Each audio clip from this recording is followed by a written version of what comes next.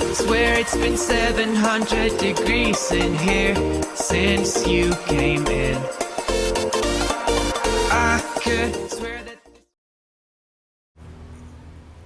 Assalamualaikum warahmatullahi wabarakatuh. Perkenalkan, nama saya Sri Mariati, mahasiswa Universitas Esa Unggul, Fakultas Ilmu Komunikasi Jurusan Hubungan Masyarakat.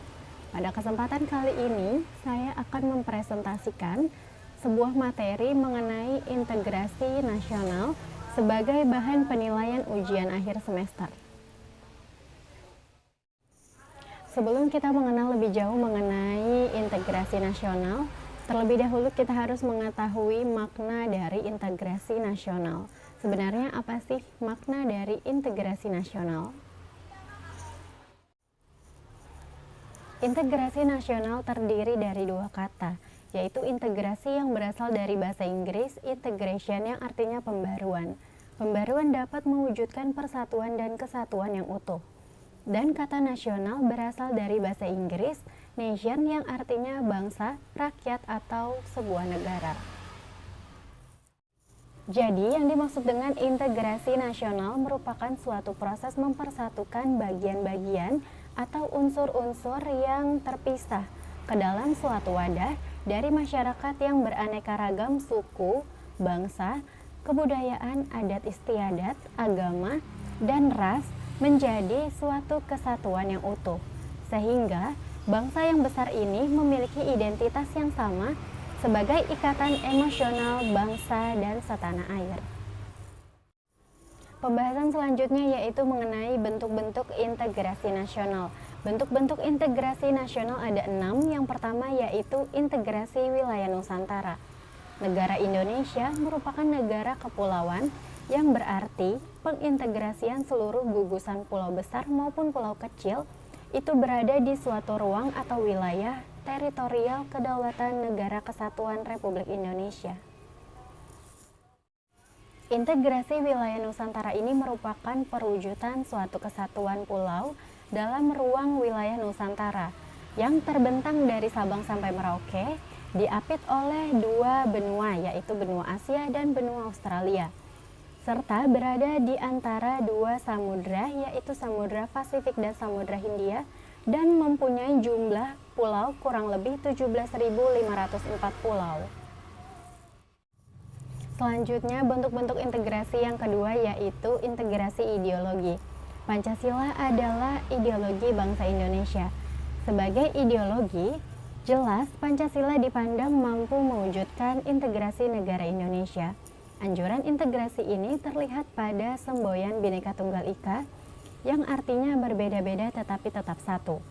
Ideologi Pancasila merupakan falsafah hidup bangsa Indonesia. Artinya, bangsa Indonesia memiliki wawasan, cara pandang, dan pedoman dalam menyelenggarakan kehidupan bermasyarakat, berbangsa maupun bernegara. Bentuk integrasi yang ketiga yaitu integrasi politik. Integrasi politik dapat dimaknai dalam bentuk aktivitas. Integrasi politik merupakan segala bentuk kegiatan, mulai dari perorangan, kelompok, organisasi partai, pemerintah, dan negara, yang dipergunakan untuk mencapai tujuan yang telah ditetapkan. Setiap pelaksanaan aktivitas dipastikan selalu menggunakan cara, gaya, strategi, dan bentuk yang telah ditentukan oleh pelaku politik. Keanekaragaman ini merupakan refleksi dari kehidupan yang demokratis. Akan tetapi perlu diingat bahwa dasar dan asas aktivitas harus ada jaminan sesuai dengan dasar negara Pancasila dan Undang-Undang Dasar Negara Republik Indonesia tahun 1945 sebagai dasar hukum yang mengikat.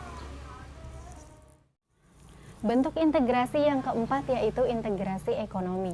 Dalam skala nasional, integrasi ekonomi perlu ada payung hukum yang mengatur, melindungi, dan memperkuat perekonomian daerah yang sudah terhubung, baik antar daerah maupun antar daerah dan pusat, supaya mampu bersaing dan berkompetisi dalam menghadapi pasar besar dan dapat meningkatkan perekonomian nasional. Bentuk integrasi yang kelima yaitu integrasi sosial budaya.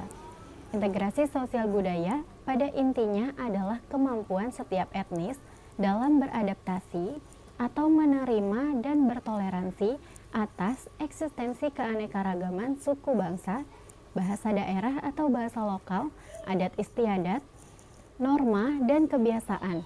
Sistem sosial budaya yang berada di dalam lingkup wilayah Nusantara Indonesia ini menjadi suatu kebersamaan yang kuat dan utuh. Bentuk integrasi yang terakhir yaitu integrasi pertahanan dan keamanan. Integrasi pertahanan dan keamanan pada hakikatnya adalah terlaksananya hak dan kewajiban warga negara dalam pembelaan negara. Salah satu bentuk refleksi bela negara adalah kewajiban memberikan rasa aman, tentram, tertib, dan kondusif di tengah kehidupan masyarakat.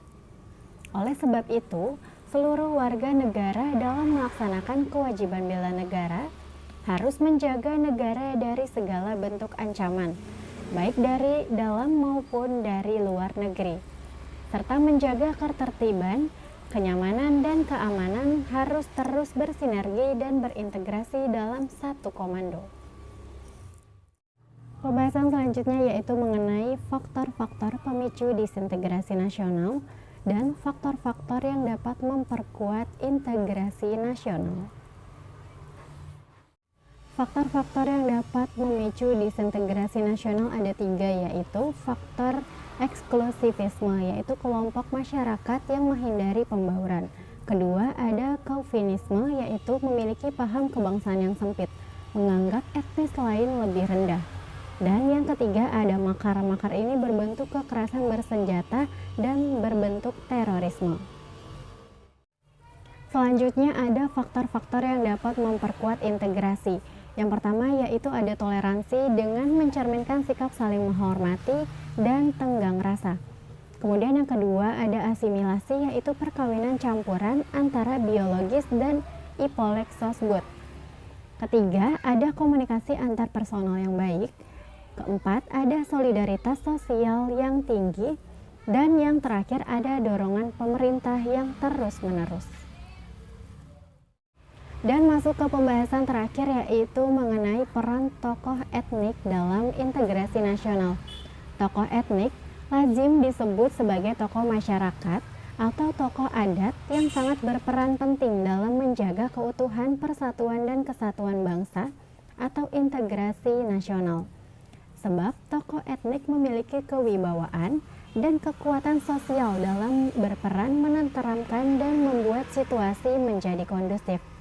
Para tokoh dapat berperan mengendalikan ketegangan sosial, mengantisipasi konflik dan penyelesaian persengketaan.